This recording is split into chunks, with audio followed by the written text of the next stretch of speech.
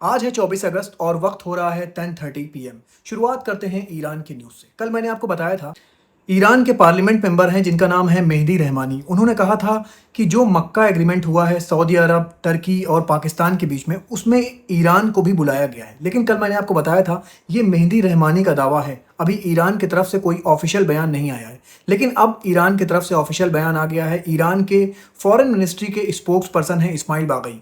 इस्माइल बागई ने कहा है कि अभी हमारे पास कोई भी ऑफिशियल प्रपोजल नहीं आया है जिसमें यह कहा जाए कि ईरान मक्का एग्रीमेंट को ज्वाइन कर रहा है। लेकिन इसी के साथ इस्माइल बागई ने कहा कि हमको ये प्रपोजल ज़रूर आया है कि हम इन 3 कंट्रीज़ के साथ जो मिडिल ईस्ट की सिक्योरिटी है उस पर बात करें। लेकिन मक्का एग्रीमेंट को ज्वाइन करने की अभी कोई भी बात नहीं हुई है। जैसे कल मोहसिन रहमानी कह रहे थे, वो बात को पूरी तरह से डिनाई कर दिया है ईरान की फॉरेन मिनिस्ट्री के स्पोक्स पर्सन ने। अब एक खबर मैं आपको और ईरान से बता दूं। दोस्तों, ईरान की इकोनॉमी दिन ब दिन गिरती जा रही है। बताया ये जा रहा है ईरान का जो तोमन होता है 10 ईरानियन रियाल का एक तोमन होता है। तो बताया ये जा रहा है अब $1 is equal to 2 lakh Iranian तोमन हो गया है। दोस्तों, ईरान की करेंसी बहुत ज़्यादा तेज़ी के साथ गिर रही है। इसी के साथ ईरान के पार्लियामेंट मेंबर गालिबाफ का भी बयान आ गया है। गालिबाफ ने कहा है कि अमेरिका जो नारा देता था कि मेक अमेरिका ग्रेट अगेन, तो अमेरिका का नारा बदल चुका है क्योंकि अमेरिका भी अब इकोनॉमिक क्राइसिस से जूझ रहा है। गालिबाफ ने कहा कि अब अमेरिका का नारा हो गया है कि मेक अमेरिका हंगर अगेन। उन्होंने कहा कि अमेरिका में 47 मिलियन लोग ऐसे हैं जो भूखमरी का शिकार हैं, जो हंगर का शिकार हैं। उन्होंने कहा कि हर 8 अमेरिकन में से 1 अमेरिकन ऐसा होता है जो इस हंगर का शिकार है। इससे ये पता चल रहा है दोस्तों कि अमेरिका में भी हंगर क्राइसिस आ रहे हैं।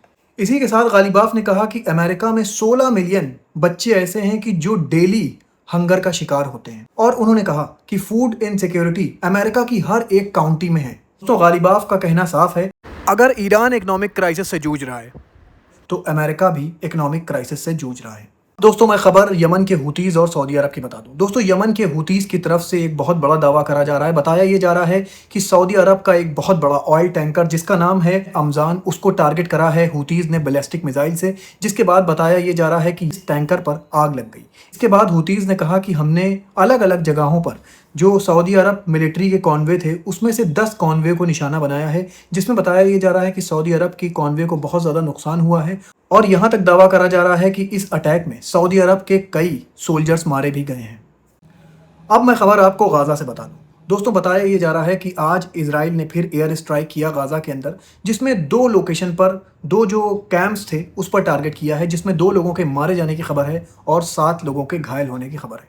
दोस्तों, जब से नेतन्याहू ने कहा है कि हम एक नया मिलिट्री ऑपरेशन करेंगे गाज़ा के अंदर, तब से गाज़ा के ऊपर अटैक्स कुछ ज़्यादा तेज़ हो गए हैं। दोस्तों, इसी के साथ मैं आपको बता दूं, इजराइल में जैसे जैसे इलेक्शन करीब आता जा रहा है तो ये कयास लगाया जा रहा है कि नेतन्याहू इस बार का इलेक्शन नहीं जीतेंगे। इस वजह से वो चाह रहे हैं कि गाज़ा की वॉर एस्केलेट हो जाए, चाहे टर्की से वॉर एस्केलेट हो जाए, और ये जो इलेक्शन होने वाला है ये इलेक्शन किसी तरह से टल जाए। अब मैं खबर आपको रशिया से बता दूं। दोस्तों, रशिया की मिलिट्री ने एक ऐसा वेपन डेवलप किया है जिसमें से गोलियां नहीं निकलती, उसमें से एनर्जी निकलती है। दोस्तों, ये जो आप राइफल देख रहे हैं इसके पीछे सोल्जर्स के एक बैग लगा हुआ है। इस बैग से होती हुई एनर्जी इस राइफल से निकलती है और देखिए जहां पर ये टारगेट कर रहा है वहां पर आग लग जाती है। तो ये एक तरह से देखा जाए तो एनर्जी वेपन है। जैसे कि आप साइंस फिक्शन मूवीज़ में देखते थे कि एनर्जी वेपन्स होते थे, उसमें से कोई आवाज़ नहीं निकलती थी, लेकिन वो जिस तरफ टारगेट करते थे वो चीज़ नष्ट नाबूद हो जाती थी। तो रशिया ने इस तरह का ये वेपन बनाया है और रशिया ने कहा है कि इसमें से ज़रा सी आवाज़ नहीं निकलती और जिस टारगेट पर इस वेपन से हमला करा जाता है वो टारगेट मिनटों में तबाह व बर्बाद हो जाता है। दोस्तों, ये बहुत ही ख़तरनाक वेपन डेवलप किया है रशिया ने। अब मैं दोस्तों आपको बता दूं, कनाडा और यूएसए के बीच में भी टेंशन जारी है। इसी के साथ मैं आपको बता दूं, यूएसए ने कहा है कि कनाडा हमसे हमेशा फ़ायदा उठाता है, हमारे जो फार्मर्स हैं उनके ऊपर हैवी टैरिफ लगाता है। तो इसी के चलते 1 जनवरी 2027 से डोनाल्ड ट्रंप ने कहा कि अब हम भी जो कनाडा से कार्स, ट्रक्स और जो ऑटोमोबाइल्स के पार्ट आते हैं और जो स्टील के पार्ट्स आते हैं उस पर टैरिफ लगाएंगे 50%, और ये टैरिफ अप्लीकेबल हो जाएगा 1 जनवरी 2027 से। डोनाल्ड ट्रंप ने कहा कि हमें कनाडा की ज़रूरत नहीं है, कनाडा को हमारी ज़रूरत है। ये बात बिल्कुल साफ हो गई है कि कनाडा और यूएसए के बीच में कुछ भी अच्छा नहीं चल रहा है। दोनों कंट्रीज़ के लीडर एक दूसरे की लगातार बुराइयां कर रहे हैं और ख़ास करके कनाडा के जो लीडर्स हैं वो कह रहे हैं कि कोई भी डील तब तक नहीं हो सकती जब तक कि अमेरिका के प्रेसिडेंट डोनाल्ड ट्रंप हैं। अब मैं दोस्तों आपको वेदर रिपोर्ट बता दूं। दोस्तों आज एक ऐसा फिनोमेना निकल कर सामने आ रहा है न्यू जर्सी के केप में से। ये वेदर फिनोमेना शायद ही आपने अपनी जिंदगी में देखा हो। अब दोस्तों एक इंपॉर्टेंट बात, आप अपने इस कुरानिक प्रॉम्प्ट यूट्यूब चैनल को सपोर्ट करने के लिए मेरा ज्वाइन मेंबरशिप का प्लान ले सकते हैं। मेरे यूट्यूब की जब होम स्क्रीन पर जाएंगे तो वहां पर ज्वाइन मेंबरशिप का एक ऑप्शन है, वहां से आप वो प्लान ले सकते हैं। जिससे क्या होगा कि मेरे चैनल को सपोर्ट मिलेगा और मैं आपके पास ऐसे ही जेन्युइन खबरें लेकर आता रहूंगा। ये फोटो शेयर किया है एक इंस्टाग्राम यूजर ने, जिसने बताया कि वो यहाँ का लोकल बंदा है और उसने जब ये चीज़ देखा तो उसने ये पूरे सीन को रिकॉर्ड कर लिया। मैं आपसे बता दूं ये कोई एआई विजुअल्स नहीं है।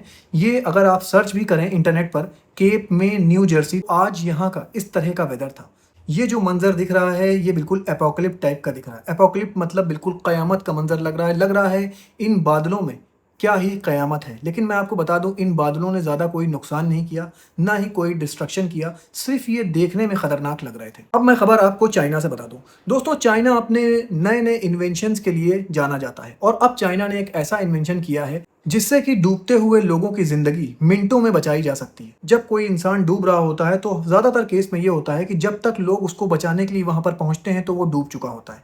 इसी को देखते हुए चाइना ने एक ड्रोन बनाया है। इस ड्रोन के जरिए जो डूबते हुए लोग होंगे उनको बचाया जाएगा। ये जो मैं आपको स्क्रीन पर दिखा रहा हूँ ये वो ड्रोन है। मैं आपको बताता चलूँ टेक्नोलॉजी के मामले में चाइना एक सुपर पावर बन चुका है। ऐसे ही खबरें लेकर मैं आपके पास आता रहूँगा। अपना बहुत ख्याल रखिए और मुझे भी अपनी दुआओं में याद रखिए।